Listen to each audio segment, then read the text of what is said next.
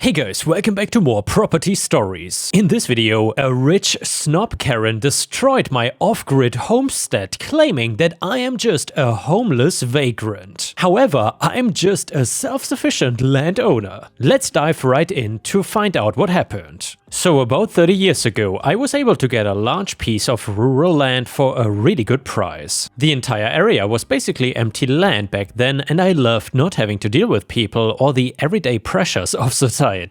I wanted a peaceful and simple life, and after a few years I had a pretty decent method of managing to live off the grid, or as much off the grid as a person can actually be, since I do have a birth certificate and the land in my name. Well, when I first got here, there were a bunch of other people around doing a similar thing, and we all kind of joined together in order to figure out how to live like this. For food, I grow vegetables in the ground and have fruit trees, and I also have chickens in order to get eggs and, well, chicken. I don't really have any need for a ton of money, so everything I grow and make just has to be enough to keep myself going. I even generate my own power so that I can have a few amenities of modern life like lights. I use an old-fashioned bike to power a generator, and it gives me everything that I need.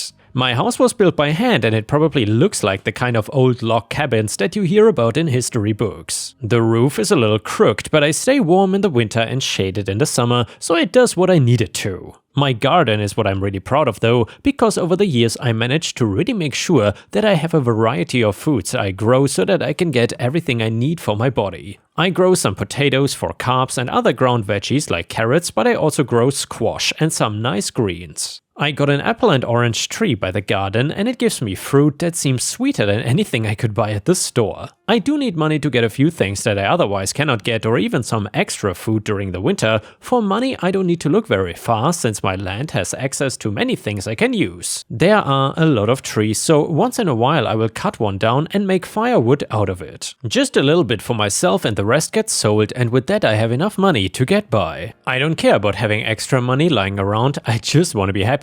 Speaking of which, I feel like I need to explain one last thing before I get into the big problem I had. Now, I don't have a computer or internet access, but a friend of mine does, and he told me about the stories on here. He was nice enough to let me use his computer to type this up, and he will put it online for me. So 30 years passed by with me living like this, and during that time, the wide open land did not stay that way. Homes and neighborhoods were getting built, and it was a little disappointing to not just have nature around me anymore. I still had my land though and everything I needed, so I just tried my best to ignore it and not get sucked into modern society and all of its problems. The homes going up in the area were not what I would consider typical either. They were these big mansions that took up almost the entire area of the fairly large plots of land. Fancy cars were parked too. It was clear that I stuck out like a sore thumb, but I did not really care about how other people saw me. The land right next to mine got bought and built a mansion on like all the others. A woman came in to live there and started giving me problems right away. I'm not so isolated that I don't know what a Karen is. I'm enough that for all I know she is the worst Karen to exist in the world, because she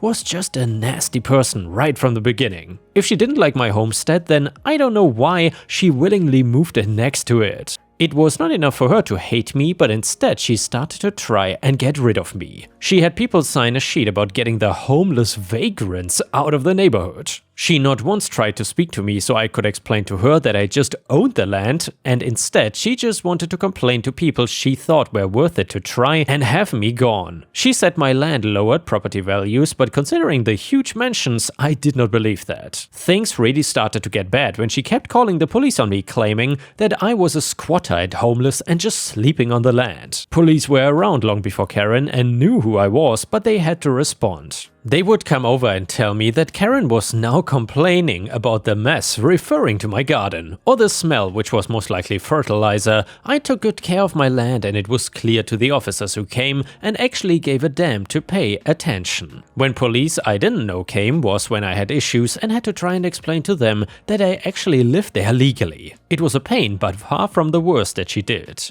I heard a noise when I was sleeping and walked outside to see Karen on my property. She was trampling my garden and destroying my food. She was also vandalizing my homestead, the food that I depend on for my own survival. Once she noticed that I saw her, she made a run for it. I was devastated and knew that she couldn't begin to understand that she had destroyed food and a part of my home, since she only thinks of it as food being in stores, not actually needing to be grown. I paid Karen a visit the next day in hopes that I can put a stop to everything. I got a copy of my deed thinking that if I could show her that I legally owned the land and explain to her that she destroyed my food, she would leave me alone. Karen, what do you want? Me, I want to show you this, so now you can know that I do legally own the land that I'm living on. I'm not a squatter. Karen, you think that I care if your name's on the land? You still don't belong here. Me, I was here long before you were, and the garden you destroyed is what I depend on to be able to eat and survive. Karen, I don't care if you survive, I just want you out of my neighborhood. Me, this is my home and I own it and I'm not leaving. Karen, that paper means nothing. I have enough money and connections to get you off of the land one way or another. You don't belong here. She closed the door on me and I left to try and decide what to do. I could report her for destroying my homestead, but I had no proof and knew that it was not gonna amount to much of anything. I then built a fence around it, hoping that it would help a little bit for the food that did not get destroyed. Karen even called a surveyor claiming that part of my land was actually hers and she wanted me to get away from it so she could claim it. I was within my borders though, so whatever her plan was for that clearly did not end up working. My guess was trying and failing to bribe somebody to claim that it was her land. I was done playing nice with Karen and decided to get some revenge on her without breaking my own morals. I knew the local laws a lot better than Karen did since I'd been living here for so long. I also knew what the land looked like before she started construction and built her house. I found the perfect thing to use against her and waited for her to get lawyers involved first, so she would be the instigator, but I would be the one coming out on top.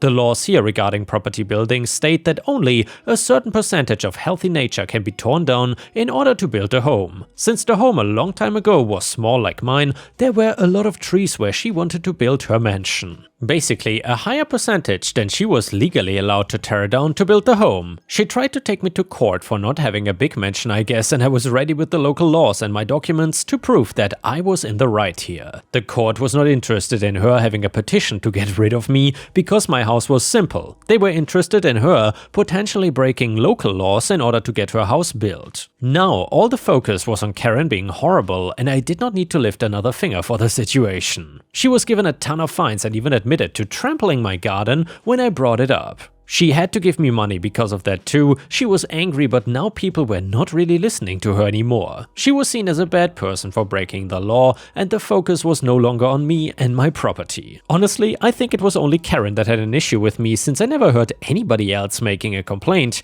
Her house is currently being examined to see if it is too big for the property, and if it turns out to be true, then she will have to reduce the size of her big mansion, which I know will make her even angrier since she wants to have the biggest house around here. I know that it will not pass based on my own research, so I'm waiting for her to need to make it smaller and hope that it teaches her a lesson about starting fights with people for no reason. Edit: some of you were asking in the comments whether she also got in trouble for vandalizing my homestead, and my answer to that is yes, obviously she did. I was compensated for the damages and since then I repaired everything. And yeah, ripe stars, it seems like even if you live off-grid and build a homestead, it is not guaranteed that you will be living in peace without Karens. Either way, the next one is an Am I the A-hole story and it is titled Am I the A-hole for suing my cousin for $6,000 to pay for my hearing aids after he threw me in the pool? So my family is all on my cousin's side for this issue and I wanted some outside judgment. My cousin, 25 male, has always been the golden child of our generation. He's funny, good-looking and outgoing, not to mention a boy amongst girls. He's always loved to mess around and play pranks. For the record,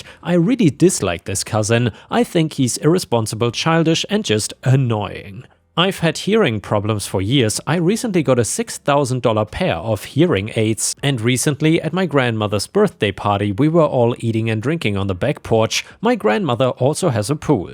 My cousin decided he was gonna throw me in the pool because it would be funny to ruin my hair that I just got done that day. I repeatedly told him to stop and put me down in a very serious and not playful at all tone. He threw me in the pool and my hearing aids were ruined. Afterwards, when I told him what happened, he basically said, "Whoops, didn't know you had hearing aids now." When I told him the cost of them and that he would have to replace them, he freaked out and said no way. My family did not want me to make him pay for them because I significantly out-earn him and also everyone else in the family. He was in college at the time, barely making ends meet in a call center job. His girlfriend and him have a baby and they live in a one-bedroom apartment. He refused to pay, so I took him to court and I won. He refused to make the payments after, so I took him back to court and his wages are now being garnished for the maximum amount, which is 20% of his total wages. It pushed him over the edge of what he could afford, so he has had to work extra and drop out of college to be able to pay their rent. My family is absolutely fuming at me. I think he made one bad choice after the other and he has never given a sincere apology during this whole ordeal. Had he given a real apology after the incident and asked if he could wait till he finished school to pay me back, I would have been fine with it. But the entitled little prick is digging his feet in at every move. Am I the a-hole here? The only reason I could see me maybe being the a-hole is because it's affecting his child and girlfriend. And yeah, ripe stars, let me know what you think about this in the comments. Is OP being the a-hole here or not? I would say the cousin absolutely deserved what he got coming to him. You don't just push someone in the pool, no matter who it is. That is assault in my book. And especially if that person has hearing aids, it is even worse. Comment number 1, not the a-hole. Your cousin ruined your $6,000 hearing aids despite your warning, so it's fair to expect him to pay for that damage. And while it's unfortunate the situation affects his family, he refused to take responsibility or apologize. You gave him a chance before taking legal action and the consequences are of his own doing. You are just holding him accountable for something that directly impacts your life. Comment number 2, if family are so concerned, they can all pitch in contributions towards paying off the man-child's debt that he owes you, not the a-hole. And now, ripe stars, we have something very interesting, and it is an update to the all over a few Japanese cherry tree stories from a while ago, posted by user LoveBugHugs, aka Summerfawn Lightfeather. This was an insanely popular story on my channel, actually one of the most popular ones ever, and I would encourage you to listen to that story first. However, if you don't want to do that, I will provide a summary here. So the summary basically goes like this. The story was about a neighbor dispute that escalated due to Japanese cherry trees. In the story, OP then explained how their neighbor repeatedly trespassed and damaged their cherry trees, which were actually on OP's property. Despite multiple requests to stop, the neighbor continued trimming the trees and even filed a false complaint with the city, claiming the trees were dangerous. However, an inspection revealed no issues and the neighbor was ordered to stop. OP then decided to take legal action, which resulted in a restraining order, and the story basically highlighted the frustration caused by the neighbor's entitlement and the disregard for OP's property. And overall, it was a really satisfying story. So the more or less update to the story goes like this. Small continuation. I'm now living somewhere in the middle of Lostville and Nowhere Town, and I'm loving it. I traded Southern Orchard for a growing working ranch. I managed to acquire 2 land purchases and total acreage is now over 100 G. It's keeping us as busy as the Mad Hatter at a tea party with a hornet's nest. We officially now keep around 250-ish purebred highlands and 250-ish beef cattle plus or minus birth and sales. We managed to import over 20 head of highlands from Scottish ranches, so we now offer blondes, cream, reds, caramels, browns and blacks. Our pride is that we raise genetically pure breeds and our calves show it well. Most of the highlands are so loving and passive, most even after calving, it's like having 250 children. Of course, there are always those few outcasts that are hellbent on pushing every limit and stomping on every last nerve. I will share with you 2 of my problem children, aptly named Mr. Bilbo Biggins, a Highland bull thusly named because he stands 4 inches shy of 6 foot at the hips and the last vet weighing was around 3,980 pounds. And by the way, ripe stars, I really had to verify if that really means pounds, but apparently it does. That is insane. That is like almost 10 times, no, it is over 20 times the weight of my motorcycle. That's just absolutely insane.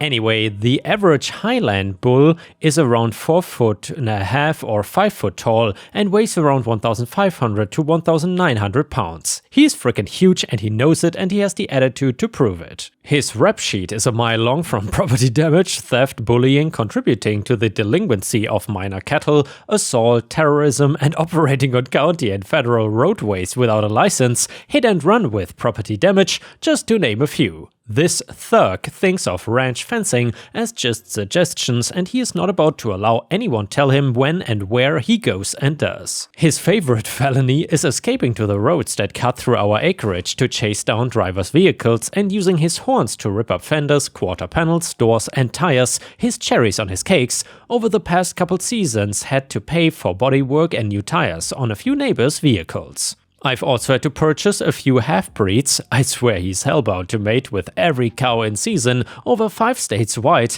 Old Bilbo is quite the wild child. Bilbo's mate in felony arrests is a beef breeder bull I named Shaggy Britches. He's more or less that gang member that does not dare to commit a crime of his own volition. He's Bilbo's cohort in all senses of the word. Old Shaggy is a beef bull that is so well endowed one would think one of his vices is steroids. This beefalo has ripples on his ripples, is stacked to the nines, and is ripped like no tomorrow. In fact, he is named Shaggy Britches because his hind quarters are so muscled up it makes him look like he's wearing shaggy britches. His list of felonies almost matches that of old Bilbo's, the only difference is when he fathers calves of neighboring ranchers' cows, they keep them. Some ask me why I don't sell my troublemakers, and well, the answer is because they are optimally genetically purebreds and throw some of the healthiest calves ever. And I'll admit, they are family. The ranch would not be the same without them. I mean, what rancher could not use a bull or two that are constantly helping you update fencing and pulling up weak fencing, or hay harvest helpers? It's quite astounding just how much hay one bull can cut out of a hay crop,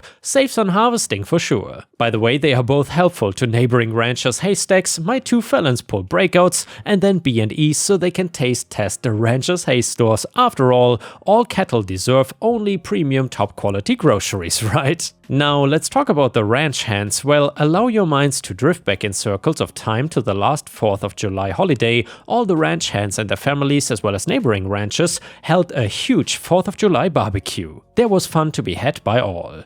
Plenty of great food, friends, family and fun. Sadly, we could not have fireworks as none of us are trained firefighters. So we had fireworks of another kind, the ETOH variety. So all of my ranch hands are veterans, that's all I need to dare or say. These people know how to party like it's 1999. We were introduced to a drink they called the B52 Bomber. I have no earthly idea what universe that drink was born in, but even the smell of it was likened to liquid fire. God bless their souls, they sure did have a rip-roaring good time. Fast forward 4 days, I'm out running fence line looking for downed fencing when even with my poor eyesight I see a pile of red in the bull's pastures. We cut our way through the heads only to find a 50-head lean-to painted red, not just any shade of red, it was fire engine red. Now this poor lean-to has definitely seen brighter days. Let's just say the lean-to is no longer leaning, it is laying. And it is red, in a bull's pasture, red. After much cursing, threatening and screaming, it was explained to me that the boys played a lot of games a few days past. Bets were won, bets were lost, some poor loser had to paint the bull's lean-to fire engine red, and bulls will be bulls. Naturally, they took great offense to their bad weather shelter being painted red and took it upon themselves to remedy and rectify their offended bull feelings and showed that errant lean-to just who is the boss around this neck of the woods. Endgame dead lean-to. So 3 guesses as to who the lucky soul is that had to put up a brand new lean-to and paint it green would be. See? Losers can be winners too. At least it was finished before first snows. I leave you, gentle readers, with this pearly bit of wisdom. It's safe to play reindeer games, it's not safe to play bull games, so when you play life's games, always play it safe. It now well into autumn, the leaves are changing, the air is crisping, and the winds are changing. Find your bit of happiness and hold on to it for dear life. Be kind to yourselves, have compassion for your neighbors, try walking a mile in their shoes. You might find that your problems are much smaller than you think. God bless and stay frosty, my friends. And yeah, Ripe Stars, I gotta say, that was a really important lesson, especially the first few sentences there. I can absolutely sign up for that. Find your bit of happiness and just hold on to it. Keep doing what you're doing if it makes you happy. But of course only if it doesn't hurt others or hurts yourself. Words of wisdom.